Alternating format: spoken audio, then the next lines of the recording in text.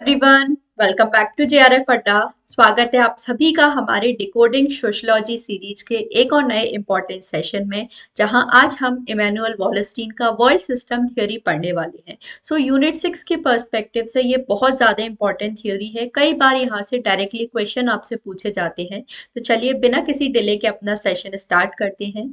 जो भी for the first time मुझे देख रहे हैं, मेरा नाम जूही जैन है एंड सोशियोलॉजी सब्जेक्ट की रेगुलर क्लासेस जेआरएफ अड्डा पे मैं आपके लिए लेकर आती हूँ।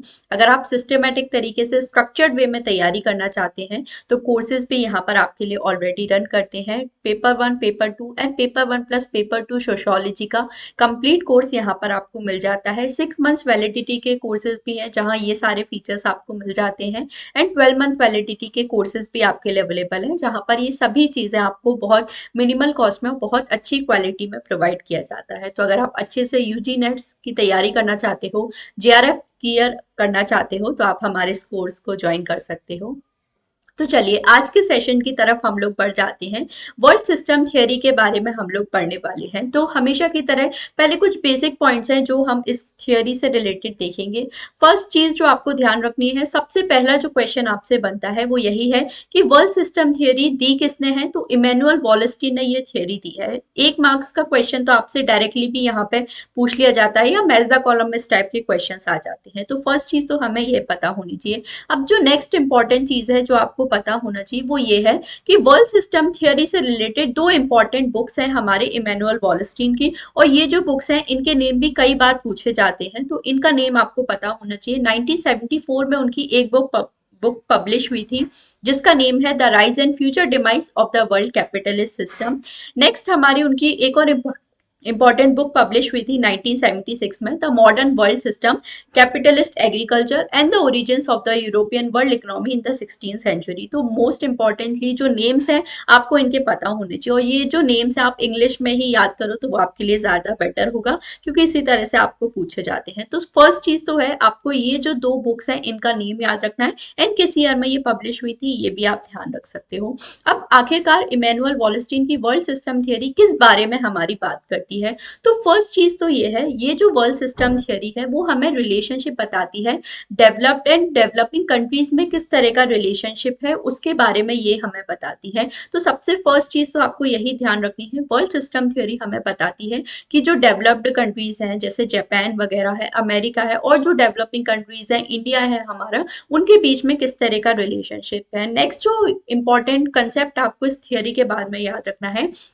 यहाँ पर आपको पता होना चाहिए, वॉलेस्टीन ने हमें बताया है कि जनरली 3 इकोनॉमिक, जो हमारा वर्ल्ड इकोनॉमिक सिस्टम है वहां पे यूजुअली 3 जोन्स हमें देखने को मिलते हैं। कौन कौन से 3 जोन्स हैं, तो ये अगेन डायरेक्ट क्वेश्चन आपसे पूछ लिया जाता है कि वर्ल्ड सिस्टम थियरी में इमैनुअल वॉलेस्टीन ने कौन कौन से 3 जोन्स के बारे में बात की है। तो core, semi periphery and periphery zones के बारे में इमैनुअल वॉलेस्टीन यहाँ पर बात करते हैं। तो ये चीज हमें पता होनी चाहिए। वर्ल्ड सिस्टम थ्योरी में हमें डेवलप्ड और जो डेवलपिंग या अंडर डेवलप्ड कंट्रीज हैं उनके बीच में रिलेशनशिप बताया गया है एंड 3 जोन्स के बारे में यहाँ पे वॉलेस्टीन बात करते हैं, core, semi periphery and periphery.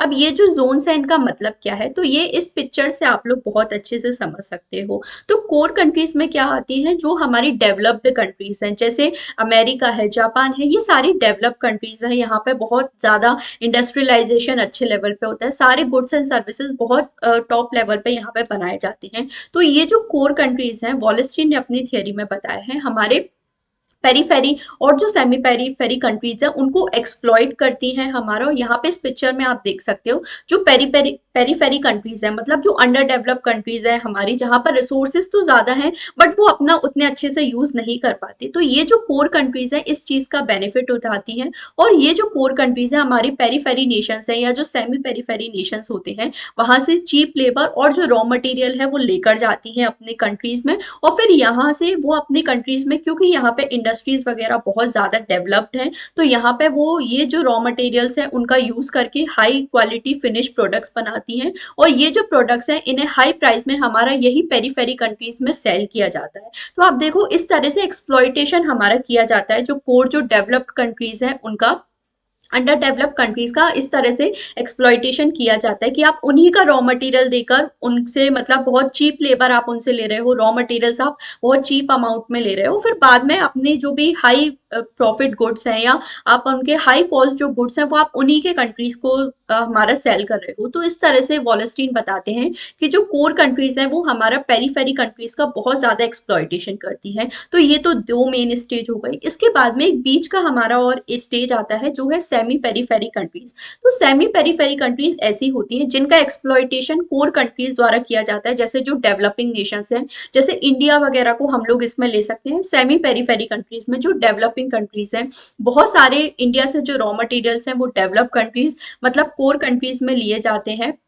But ये जो इंडिया है या जो सेमी पेरीफेरी कंट्रीज है, ये भी हमारा जो पेरीफेरी कंट्रीज है उनका एक्सप्लॉइटेशन हमारा करती है। तो आपको जो इंपॉर्टेंट चीज यहाँ पे ध्यान रखनी है कि कोर कंट्रीज हमेशा पेरीफेरी या सेमी पेरीफेरी का एक्सप्लॉइटेशन करती है, और कोर कंट्रीज का यूजुअली कोई एक्सप्लॉइटेशन नहीं कर पाता है क्योंकि वो हाईली डेवलप्ड कंट्रीज है। सेमी पेरीफेरी कंट्रीज वो होती हैं जो खुद भी एक्सप्लॉइटेड होती हैं कोर कंट्रीज द्वारा, और वो खुद एक्सप्लॉइटेशन करती भी हैं जो हमारी पेरीफेरी कंट्रीज हैं।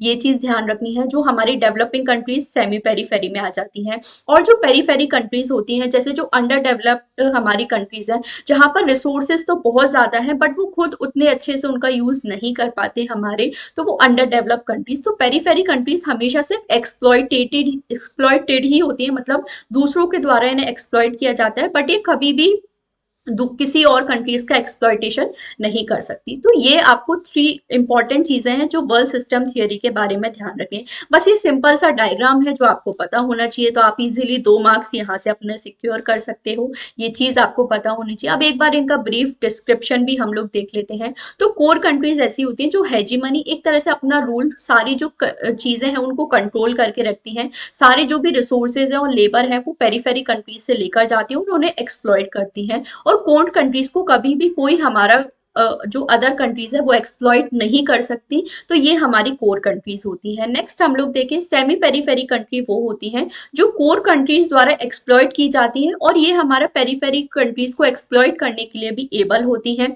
तो जैसे डेवलपिंग कंट्रीज हमारी सेमी पेरीफेरी कंट्री में आ जाएंगी। थर्ड हम लोग देखते हैं पेरीफेरी कंट्रीज आती है जो पुअर नेशंस होते हैं, जहां पर रिसोर्सेज और लेबर तो काफी चीप कॉस्ट में अवेलेबल होता है, और इसलिए ये जो कंट्रीज हैं इनका यूजुअली एक्सप्लॉइटेशन किया जाता है हमारी जो भी सेमी पेरीफेरी और जो कोर कंट्रीज हैं उनके द्वारा। तो ये सबसे लोएस्ट रंग में होती है, सबसे ज्यादा एक तरह से हम लोग बोल सकते हैं अंडर डेवलप्ड कंट्रीज में हमारी पेरीफेरी कंट्रीज आती है। तो आई होप आपको इमैनुअल वॉलस्टीन का ये जो वर्ल्ड सिस्टम थियरी है ये समझ में आया होगा। ये बहुत सिंपल सी चीज है, बस आपको इस वीडियो को देखना है और आप इजीली अपने 2 से 4 मार्क्स यहाँ से सिक्योर कर सकते हो।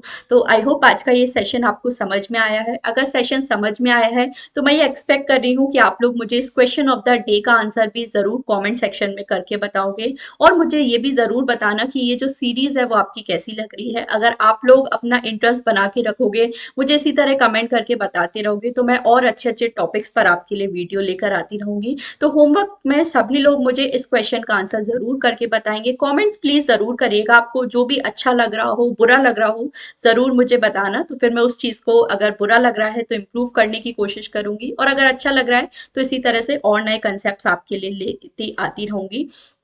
तो ये जो टॉपिक्स हमने इस वीक में कवर किए हैं, कल हमने डब्ल्यू रॉस्टो का स्टेजेस ऑफ इकोनॉमिक ग्रोथ पढ़ा था, आज हमने वर्ल्ड सिस्टम थियोरी पढ़ा है। दोनों ही टॉपिक्स में मैंने आपको एक होमवर्क क्वेश्चन दिया है जिसका आंसर आप सभी जानते हो। हमारी मंडे टू फ्राइडे मेरी लाइव क्लासेस आपके लिए होती हैं, जहां पर ये जो दोनों क्वेश्चंस हैं इनका आंसर मैं आपको प्रोवाइड करती हूँ, साथ ही एक्सप्लेनेशन भी प्रोवाइड करती हूँ। तो अगर आप मेरे साथ लाइव क्लासेस अटेंड करना चाहते हो तो बिल्कुल 3 PM का जो टाइम है आप सोशियोलॉजी के लिए JRF अड्डा को दे दीजिए, जहां पर सारी चीजें मैं आपको कवर कराती हूँ। तो इन क्वेश्चंस का आंसर जानने के लिए आप 3 PM पर मेरे साथ लाइव मंडे को जुड़ सकते हैं, जहां पर मैं इस क्वेश्चन का आपको आंसर बताऊंगी। तो आज का सेशन हम लोग यहीं तक रखते हैं। Don't forget to like and share this video, and thank you so much for joining the session.